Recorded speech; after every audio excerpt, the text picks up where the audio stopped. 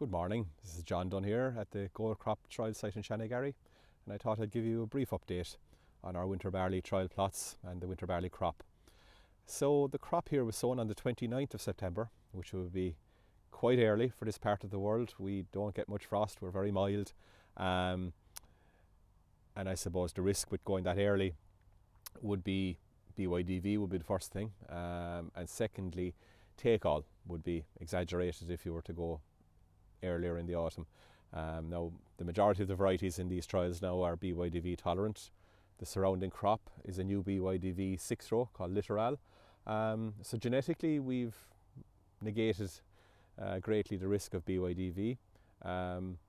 Secondly, take all would be a big issue by sowing earlier into warm soil, but the previous crop here was spring beans. So I've moved more to sowing the winter barley as a first cereal. It just increases the yield potential greatly. Take all, in my view, is robbing us every year to some degree when we're not after a break crop. And winter barley, it's not a cheap crop to grow, and we need to maximise our yield from it. So by sowing early, I'm giving myself a better chance of good establishment rates, and by using a break crop, we're negating the risk of take all, and genetically we have a solution for the BYDV. So the crop is established well.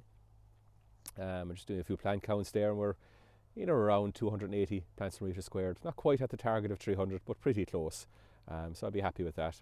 The plants, I should say, have tillered well. As you can see, I've taken one of the tillers off that already.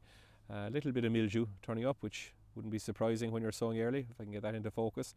There's a bit of mildew on the leaves there, but not much, and the first fungicide will invariably contain prothioconazole, which will hit the mildew, and cold weather would also set the mildew back.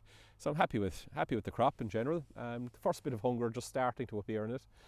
The beans would have supplied a certain amount of nitrogen, but as the crop is starting to grow, it's starting to get a little bit hungry. But I would intend to give it its NPK compound within the next couple of weeks. I'm not in a terrible panic while the weather's so wet and broken, but it will need feeding once it gets going, and I would intend having all the fertiliser applied to this crop by the end of growth stage 30, okay, before stem extension. So that's a little circle there for doing plant counts. If you ever want to make one like that, it has 1/10 of a metre squared inside it, and the length of the wavin that I've used there is 112 centimetres. So if you cut a tube of 112 centimetres, you'll make 1/10 of a metre squared, and it's a handy quick way of doing counts. You just count the plants and multiply by 10 to make it as easy as possible.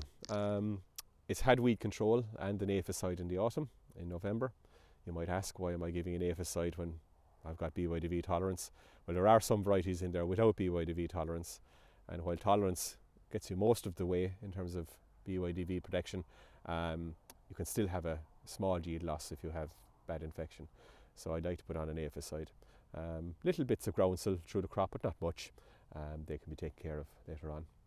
So that's just the brief update. I'm sure I'll be in touch during the season. Thank you.